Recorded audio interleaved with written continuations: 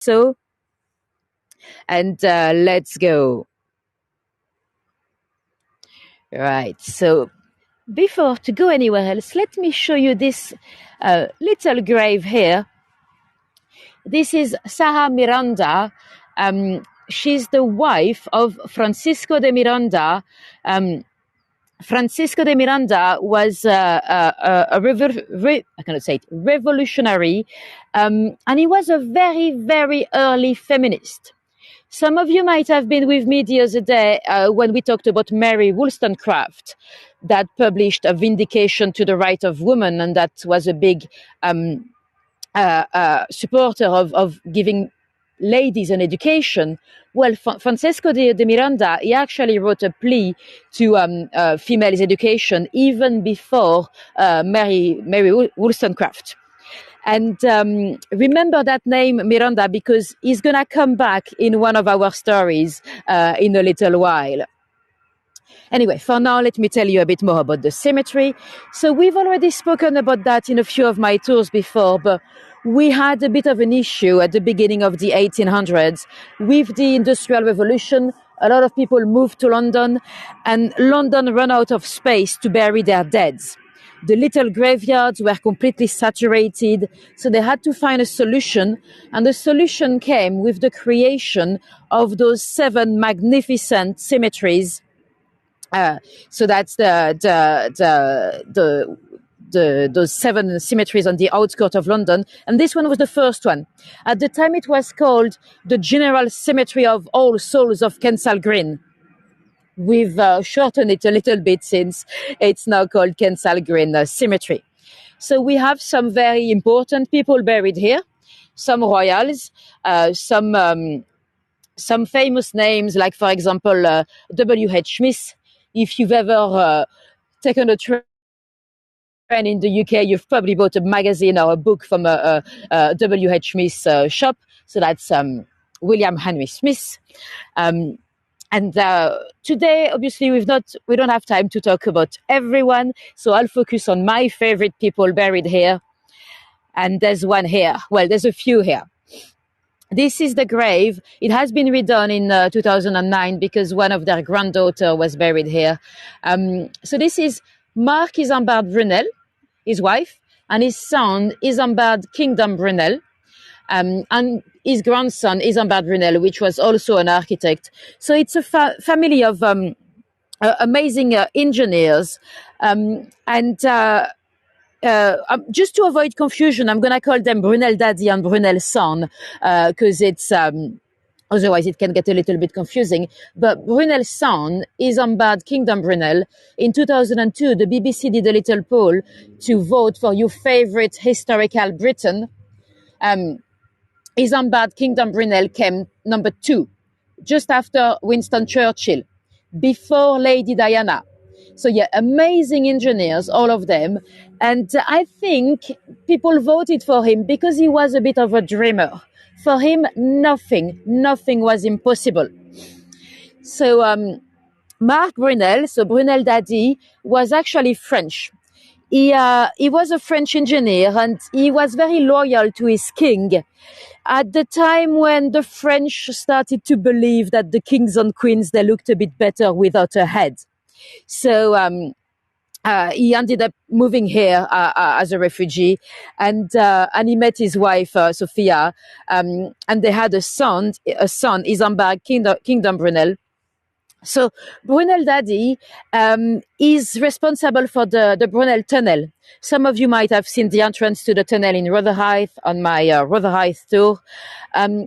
That was the first tunnel being dug under navigatable water. It has been ages that people wanted a tunnel under the Thames River, but there was 2 attempts that failed. And at the beginning of the 1800s, eventually the Duke of Wellington was like, "Yeah, I wanna try again."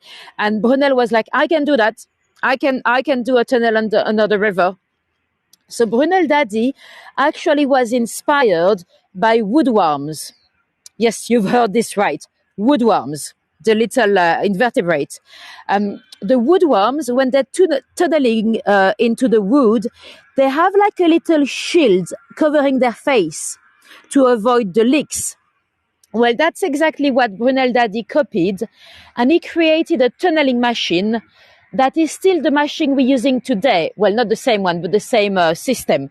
So when they dug the new tunnel under the Thames to do the Elizabeth line, it's basically still the same system from Brunel Daddy that they've used. The Thames tunnel was a crazy, crazy project because you had the opportunity to walk it.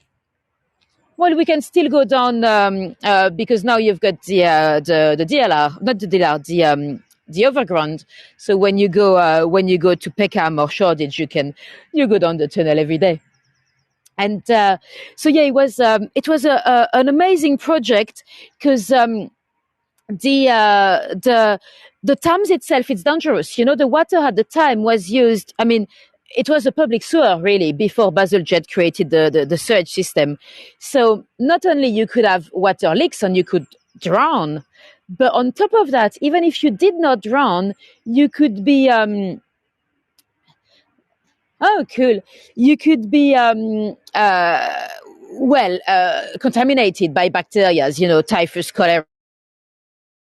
You name it, anything could be in the river, and it was also dangerous in terms of explosions because you know they didn't have electricity yet, so they would have those oil lamps or gas lamps and stuff, and if you have human waste, you know, it creates gas, it creates methane. And that's very combustible. So that was actually very dangerous. There have been a couple of explosions actually, and there was actually one leak that was a flooding, and Brunel San, he played the hero. He went down to save people, but he injured himself. He ended up having to spend a bit of time in hospital. And in hospital, he heard about a little competition about a bridge they wanted to build in Bristol. That's how we ended up having the Bristol suspension bridge from Brunel San. So amazing architects, all of them. And the Brunel Tunnel, they run out of money to complete the project. So they decided to open it to the public. So the Victorians, you know, they could go down a crab-infested tunnel, very dangerous. They'll pay a few penny, I think it was even a shilling, and they could go down and see that. That would drive health and safety inspectors crazy today, because obviously that was a very dangerous thing to do. And when they finally opened it, it was never really used as the original purpose because they wanted it for the horse carriages to go down to transport some goods. But because they had run out of money, they never had time to build the approaches. So you'd have to take stairs, so the horses couldn't go. So it became a bit of a touristic attraction, really. And it was open 24/7, so you'd have some street vendors and street performers, and they'll even sell a little certificate that you've made it through the tunnel. And one day, Queen Victoria came along, unannounced. It was a surprise. And there was a chap in the tunnel that was selling handkerchief. He did not want the Queen to get her feet wet. There was a little paddle like this one here.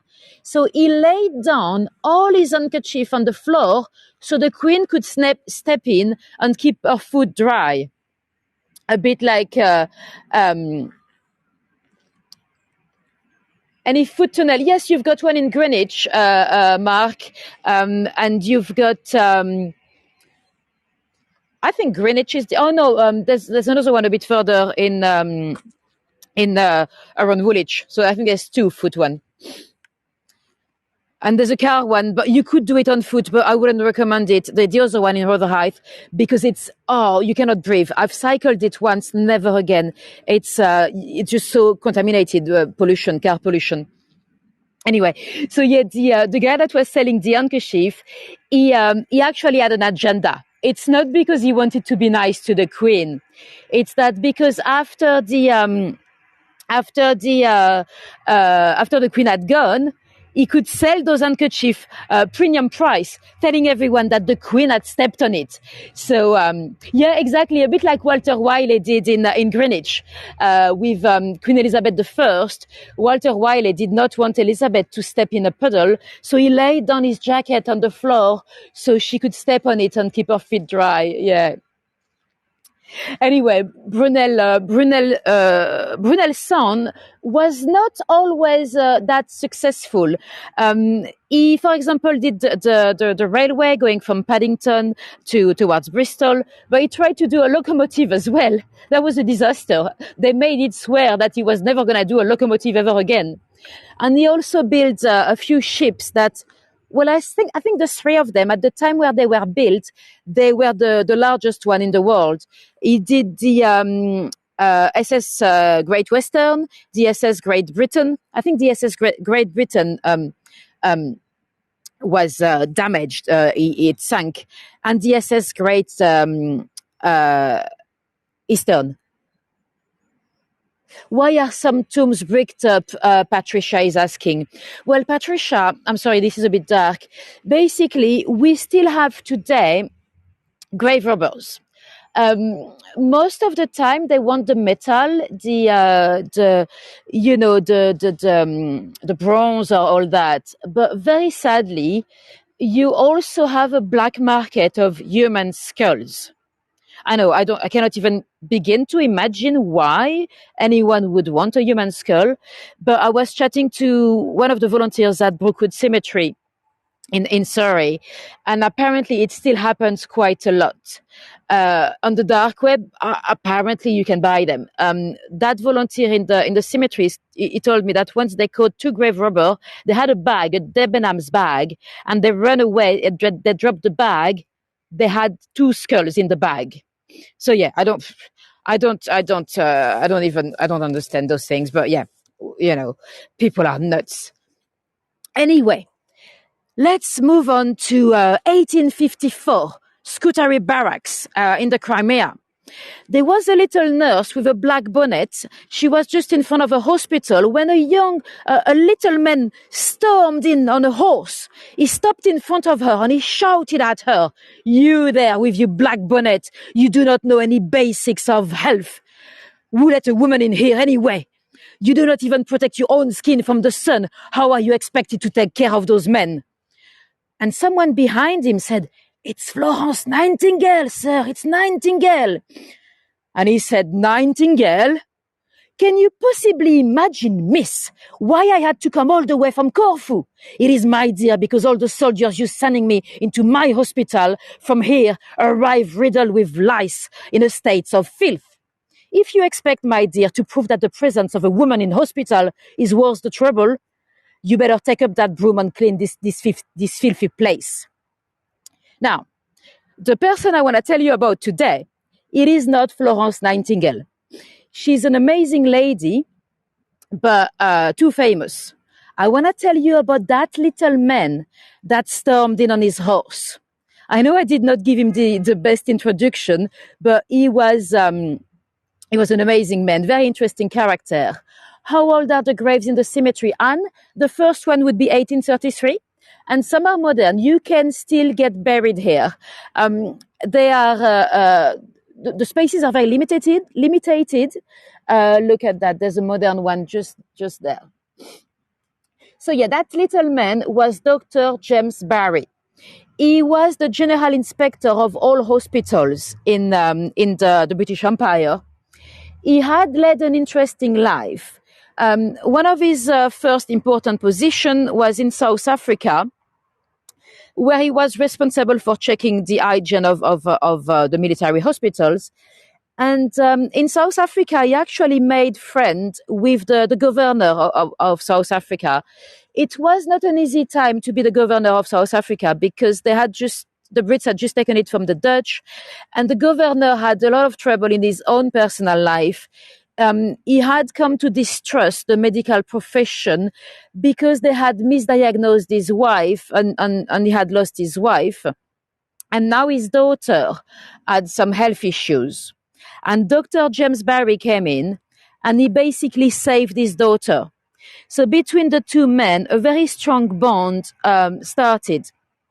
They actually went on a trip together to explore the wild of South Africa, in a tent with the lions and all that. So a proper adventure.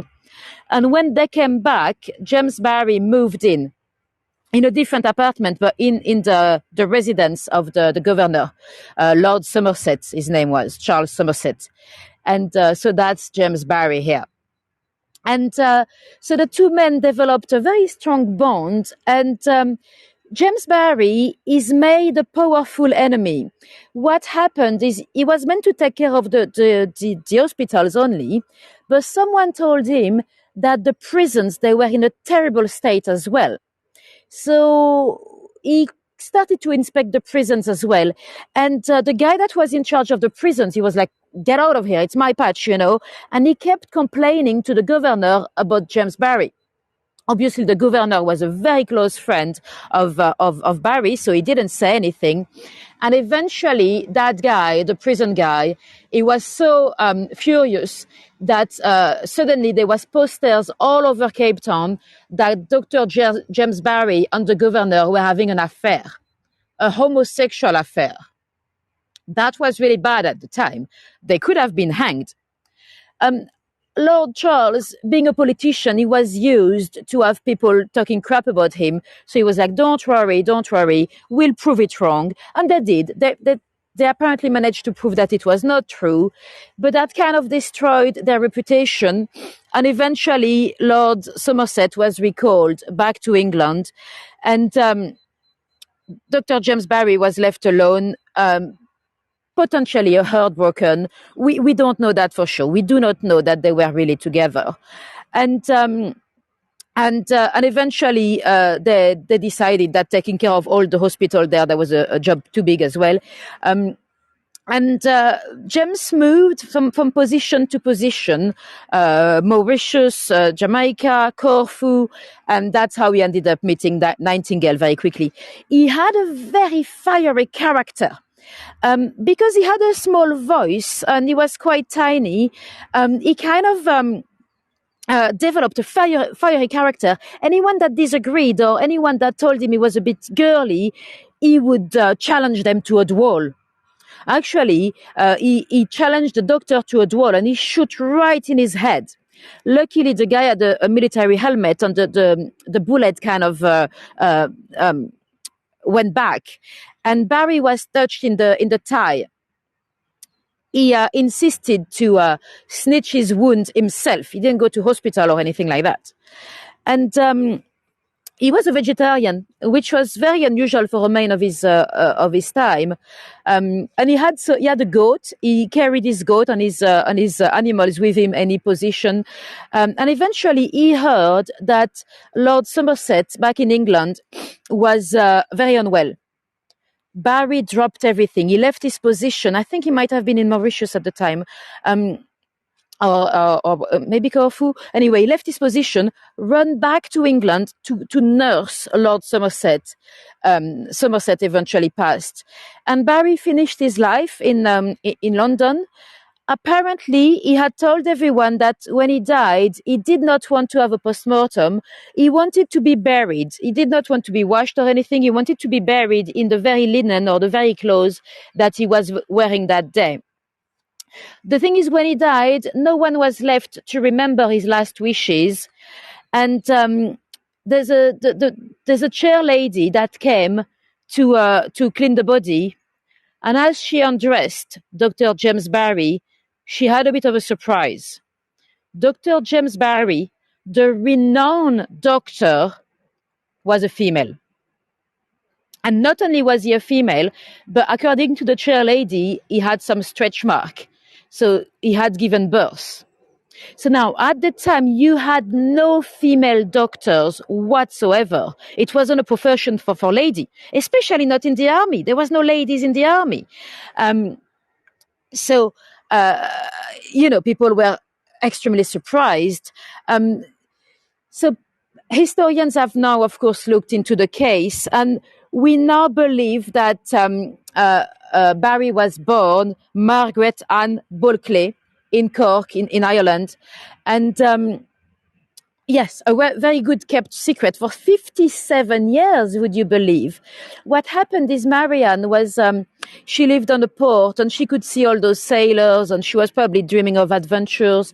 Her dad was an alcoholic and they put all their money into the education of her brother, who was not as smart as she was. And apparently she had told her brother that if she had been a man, she would have been a better soldier than him. Um, and Yes, Anne, her whole life, she dressed up as a man. She, no, nobody knew. Maybe Somerset, we don't know.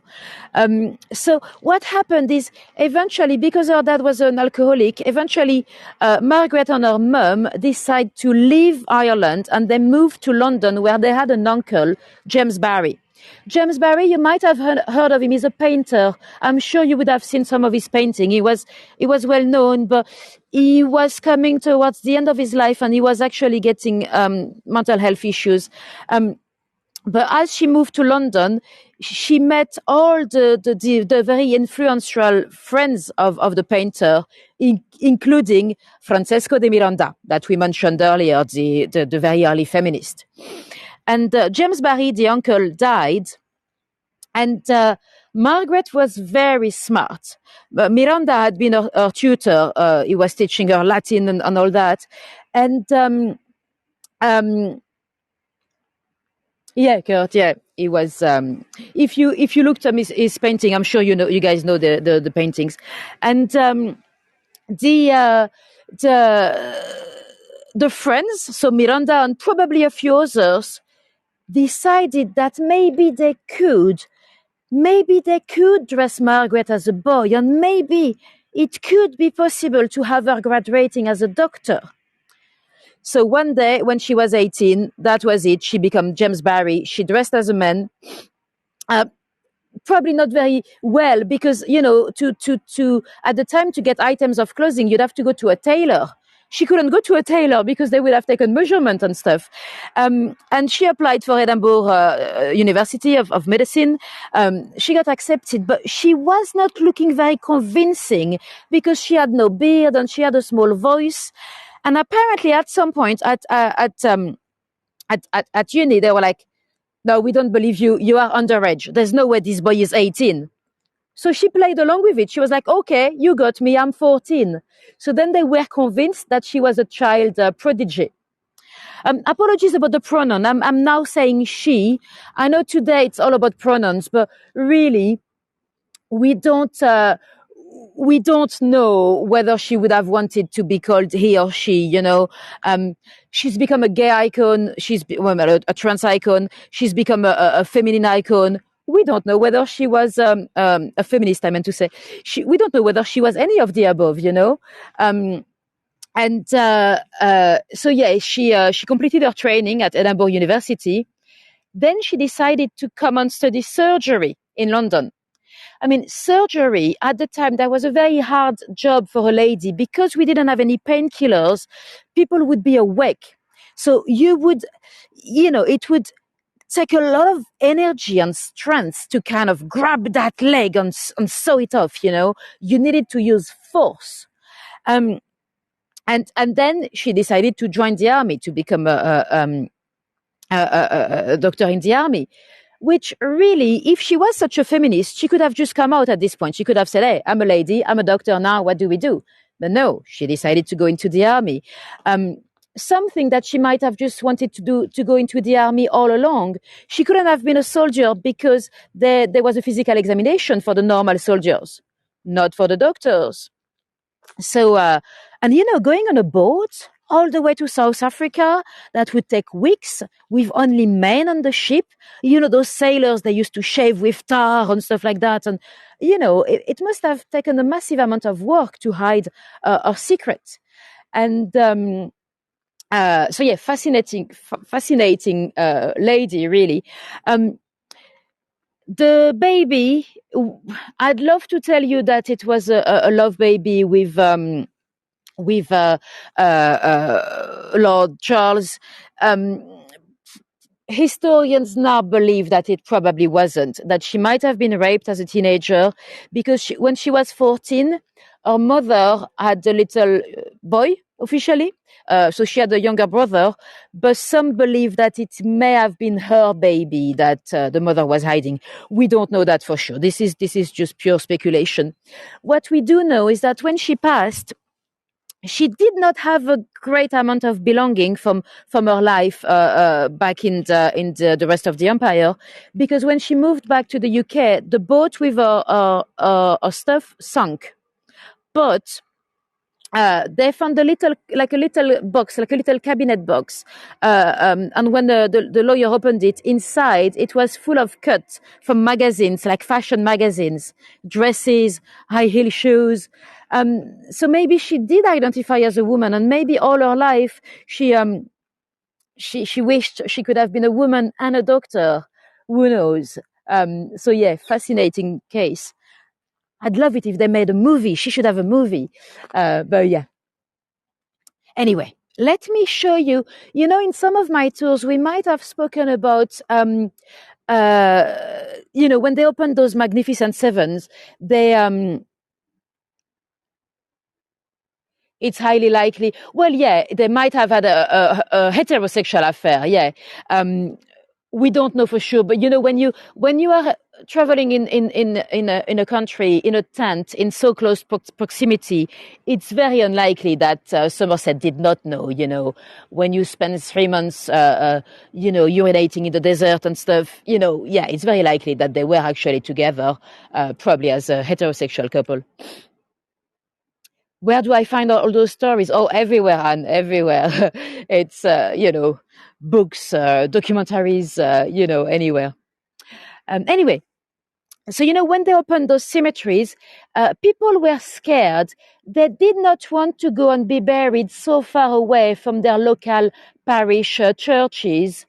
So they needed influencers. The influencers of the day, that was the royals. So that's why they had this grave here. It's Frederick Augustus. He was the Duke of Sussex. Um, he's the first one that went to be buried here, away from most of his brother and sister were actually in Windsor, um, and Augustus Frederick. Yeah. What did I say? Did I not say? Okay. Sometimes I say some different stuff. So yeah, he's buried here, and because the royals were doing it, suddenly it became it became okay. People were happy to be buried here. And his little sister, Sophia, she's also buried here, just across the alley here.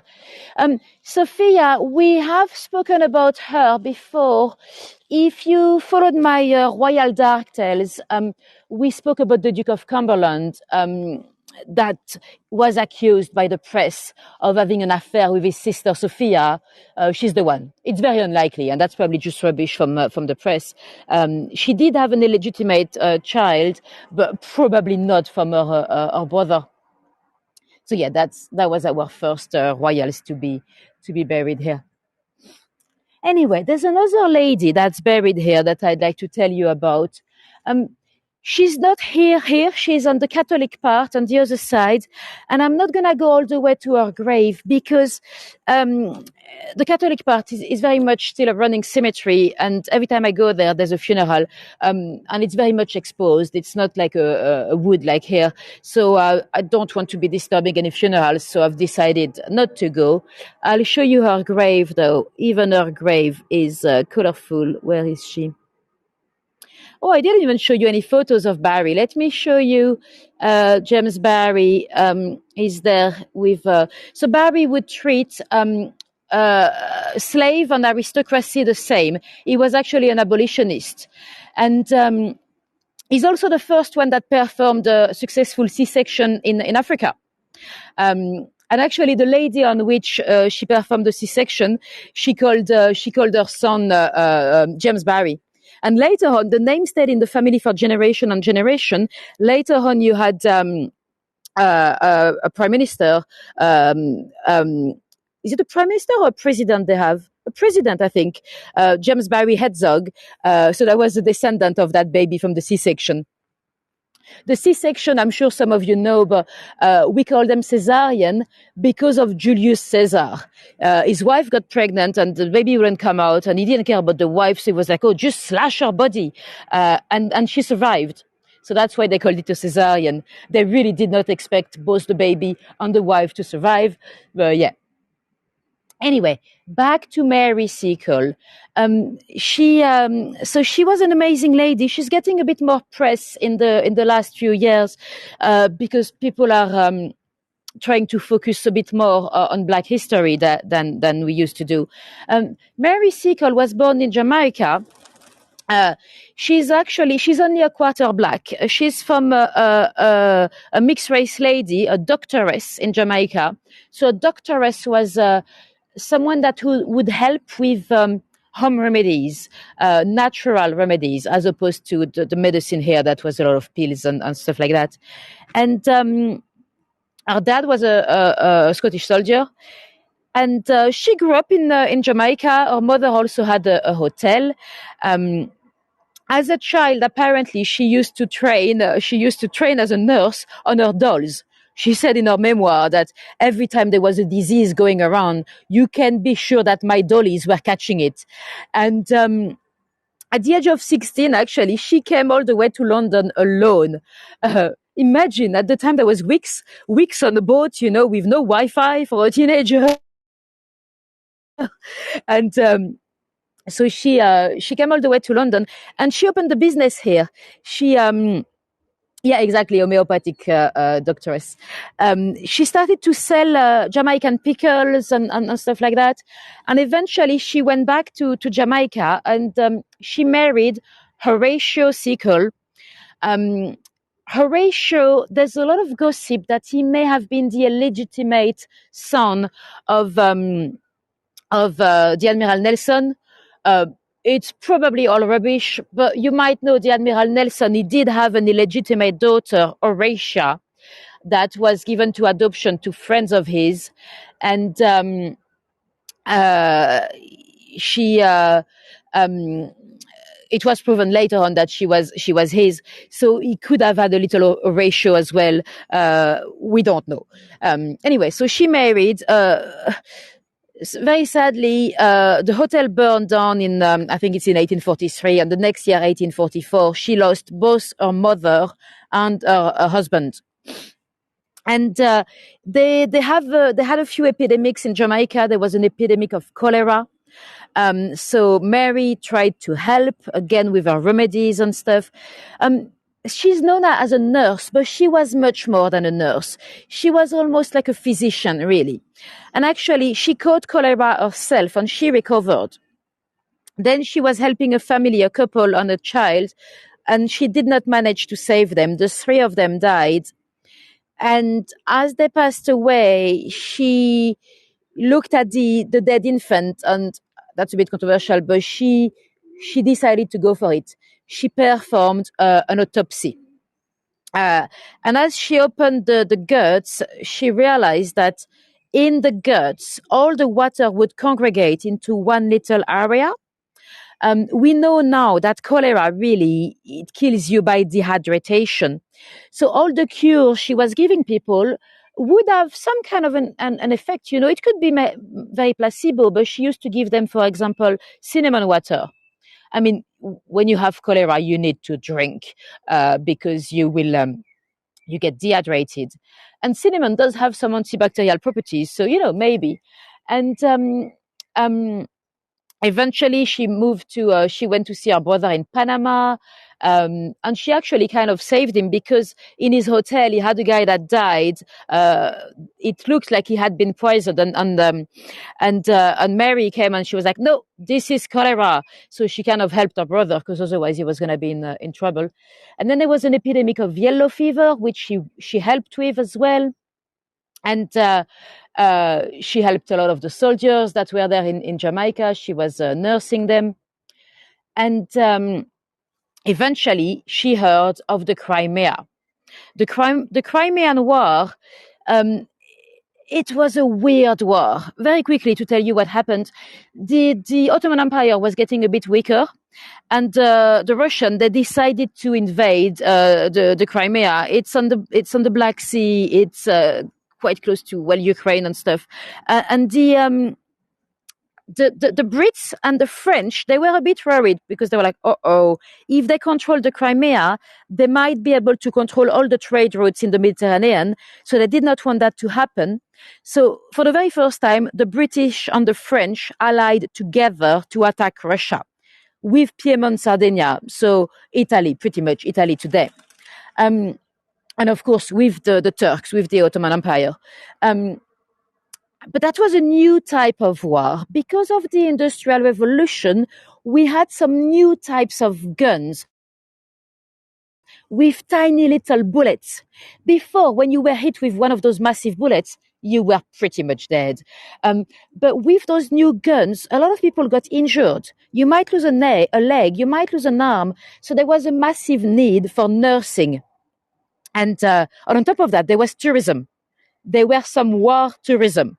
I know it's really weird, but some of those wealthy Victorians, they would jump on a ship and they'll come and take their picnic basket and they'll sit on the hill to watch the battlefield.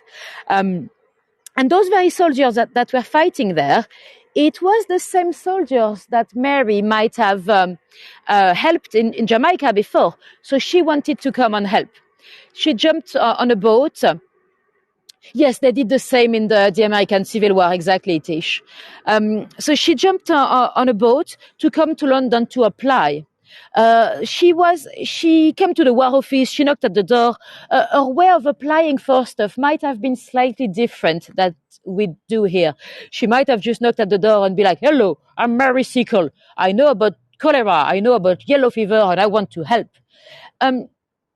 She was sent from office to offices, and she heard that Florence Nightingale was putting up a team of 35 nurses going to the Crimea. She knocked there and she was rejected, but whoever opened the door was not Nightingale. Nightingale was already gone. She had missed her for 3 days. Apparently someone said to her, and we don't have any evidence of that, that's only from her memoir. Someone apparently said to Mary, no, we are full and you're not the type of person we're looking for. Some have used that to claim it was racism. It very much could be, but it probably also was ageism. At that point, Mary is 49. It's much older than the average nurse. So she was rejected and she was like, stuff it, I'm going to go anyway. I'm going to go on my own. So she got a bit of investment from her in-laws and she went there. She opened a business. She might have met Florence Nightingale, but very quickly. They were not even in the same place. Nightingale was in Scutari Barracks away from the battlefield. Mary Sickle, she set up right next to the battlefield. She was nursing soldier, but she opened the canteen and she called it the British Hotel. It's not a hotel. You couldn't sleep there. They probably didn't even have a door. It was just a tiny little building that they've very quickly built. And she would serve food to the British soldiers. She would do bandages and do all the minor medical treatment. Sometimes she would go and help them on the battlefield. She was known as Mother Sickle. She would dress in yellow or very colorful dresses, and she also served food to the visitors, to the Turkish Pasha. She was selling champagne, so it was a business as well as nursing. And eventually, when the war stopped, it stopped fairly suddenly, and she ended up bankrupt because a lot of the soldiers she was helping or she was serving food, she would tell them, oh, you come and pay when you can. So a lot of them had debts and they did not come back to pay. And she didn't expect the war to finish that quickly. So she had a lot of stock, expensive stuff like champagne and stuff. And she didn't want to give it to the Russian. So when she came back to London, she was completely bankrupted. Luckily, they organized a charity event to raise some money for her. As opposed to Nightingale, when Nightingale came back, she had a pension from Queen Victoria and stuff like that. Mary Seacole was a bit alone, but she also got some money from the selling her memoirs, and she ended up spending the rest of her life in Soho in London.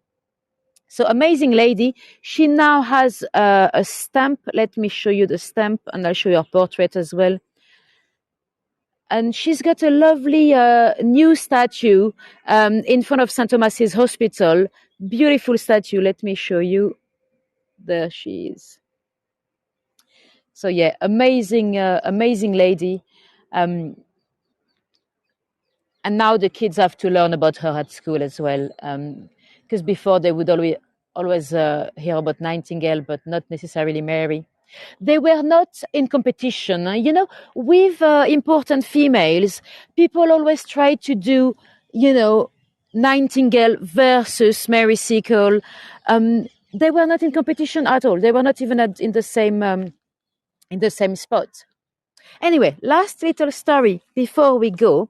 The grave just there in the middle of the screen, it's Herbert William Allingham, sorry. He was a doctor. He was the physician of the royal family at the time of Edward VII. So he probably would have, I'm going to try to jump because there's a big, hold on. There's a massive paddle. Yeah, let's do this. So he was treating probably the king on his son, so Victor Albert and all that probably, and he was married. He operated on what he called a puzzling rectum condition. So he was operating on somebody's anus when he cut himself. So he was bleeding on his finger. And very sadly, a couple of weeks later, they realized that the very puzzling rectum condition was actually syphilis. So he had contaminated himself with syphilis, and he had contaminated his wife. She's buried here with him as well. And syphilis sometimes would kill you in a few months, sometimes in 20 years. His wife, she died very, very quickly, and he could not cope. He could not. He could not cope with this idea of having indirectly killed her. And did the dog die too? What dog? I'm not sure what dog. What did you see a dog? And very sadly, he never recovered. He actually he was gonna go on a trip to Egypt. He stopped in a hotel in Marseille where he injected himself with a dose of morphine, a fatal dose. I don't know anything about the dog. So yeah, very sad love story, really, and yeah, that's very sad because it was no fault of his own. He was just operating. Syphilis was a very Oh, I didn't see the dog. That's why I was confused. Thanks, Kurt. I didn't see the dog at all. I was paying attention to my feet because I've been trying to keep it discreet, but I actually stepped in a few paddles on my way. Yeah, I didn't pay attention. No, as far as I know, the dog was not contaminated. Anyway, it's going to be the end of the tour. Let me know if you have any questions for me. Thank you, Diane.